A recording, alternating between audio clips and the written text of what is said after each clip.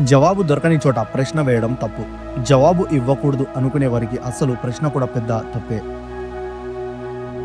ఎదుటి వ్యక్తి మంచోడా లేదా చెడ్డోడా అని పరీక్షించే ముందు నీకు అతన్ని పరీక్షించడానికి అర్హత ఉందా లేదా అనేది ఒకసారి ఆలోచించుకో.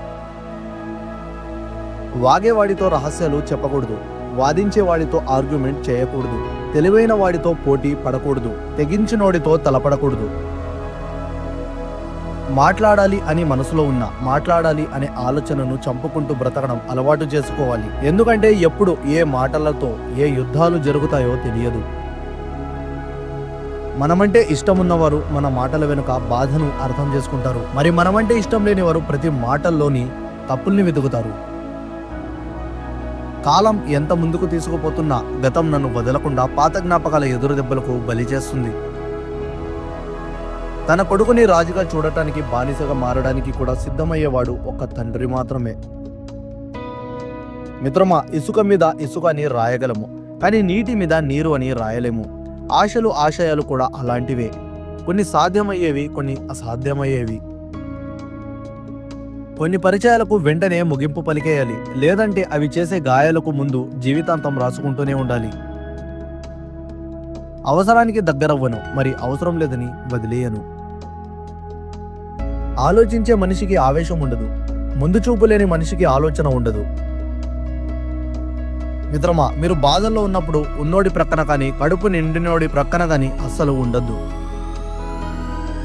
ఆకలిగా ఉన్నవాడికి గుప్పెడు అన్నం, ఆపదలో ఉన్నవాడికి కొంచెం సాయం, మరి బాధల్లో ఉన్నవాడికి కొంచెం ఓదార్పు అందించడమే నిజమైన మానవత్వం.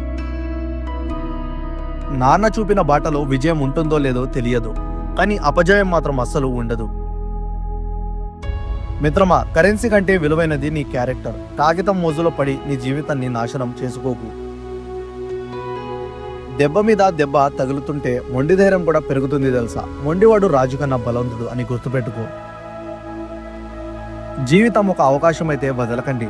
బాధ్యత అయితే నెరవేర్చండి. ఆశయం అయితే సాధించండి. శోకమైతే తట్టుకోండి. పోరాటం అయితే జయించండి. పయనమైతే సాగిపోండి. నేటి తండ్రుల బాధ ఏంటో తెలుసా? ఇలా బ్రతకకూడదు అని తెలుసుకునే లోపు మేము ఇలాగే బ్రతుకుతామని వాదించే కొడుకులు వచ్చేశారు. ఈ లోకంలో నిన్ను అర్థం చేసుకున్న వాళ్ళు ఎవరు ఉండరు. నువ్వే అందరికీ అర్థమయ్యేలా ఉండాలి. మిత్రమా, మనం కోల్పోయినప్పుడు కాదు, కోలుకుంటున్నప్పుడు అర్థమవుతుంది జరిగిందంతా మన మంచికే అని.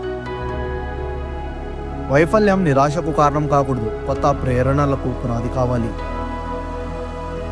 సంపాదించడం అంటే కేవలం డబ్బునే కాదు, మనుషుల్ని, విలువల్ని, కష్టాల్లో ఉన్నప్పుడు మనల్ని గట్టెక్కించే వాళ్ళని, ఆపదలో ఉన్నప్పుడు మనల్ని ఆదుకునే వాళ్ళని, బాధల్లో ఉన్నప్పుడు ధైర్యాన్ని నింపే వారిని సంపాదించడం. ప్రపంచంలో ఒక్క మనిషికి మాత్రమే ఉండే ప్రమాదకరమైన మానసిక రోగం ఓర్వలేనితనం. తనకు లేదని ఉన్నవాళ్లను చూసి ఏడ్చేవాడికి ఎన్ని ఉన్నా వాడు నిత్య దరిద్రుడే. మంచిగా బ్రతికేవాడు ఎప్పుడూ చెడిపోడు. మంచోడని అనిపించుకోవడం కోసం తాపత్రయపడేవాడు ఎప్పుడూ బాగుపడడు. కరెన్సీ నోటు ఎంత నలిగినా దాని విలువ తగ్గదు. అలాగే మనలో మంచితనం ఉంటే ఎన్ని నిందలు వేసినా మన విలువ తగ్గదు.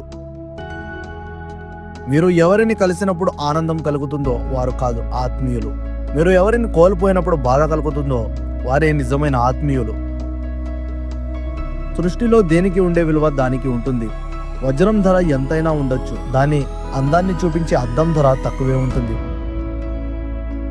చిన్న చిన్న మాటల్లో ఆనందాన్ని వెతకడం అలవాటు చేసుకోవాలి. ఎందుకంటే పెద్ద పెద్ద మాటలు జీవితంలో చాలా అరుదుగా చోటు చేసుకుంటాయి. నోటికి ఇష్టం వచ్చినట్టు మాట్లాడే ముందు ఒక్కటి గుర్తుపెట్టుకో. మనం మాట్లాడిన మాటలు మనకు గుర్తుండకపోవచ్చు, కానీ అవి విన్న వ్యక్తికి ఎప్పటికీ గుర్తుండిపోతాయి. విన్నదే నిజం, చూసిందే వాస్తవమని నమ్మేవారిని మార్చడం అసాధ్యం. ప్రయత్నించడం వల్ల సమయం వృధా తప్ప లాభం శూన్యం.